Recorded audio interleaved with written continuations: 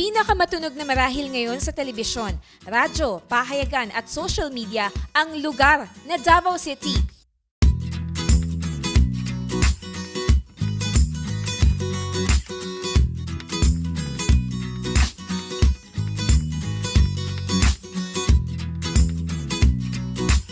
Dito lang naman kasi nagmula ang susunod na Pangulo ng Republika ng Pilipinas, si incoming President Rodrigo Roa Duterte.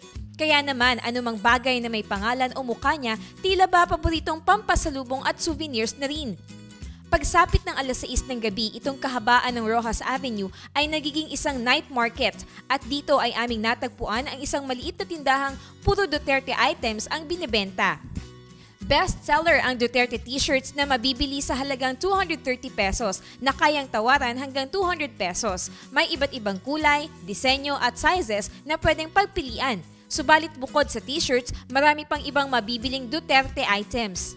Ilan po sa mga pinakamabibiling Duterte item dito po sa palengke ay mga sticker po kagaya nito. Depende sa size, merong 10 piso, merong 20 pesos at yung pinakamalaki ay 30 pesos. May ipinagbibili rin pong baller na nagkakahalaga ng 25 pesos. Kung gusto niyo po ng wall clock, kagaya nito, ito po ay 280 pesos. May mga ipinagbibili rin na mugs at tumbler kagaya po nito na nag-range sa 80 to 120 pesos. Pero kung kayo po ay medyo naiinitan at gusto niyo po ng pamaypay, pwede po kayong bumili nito sa halagang 25 pesos.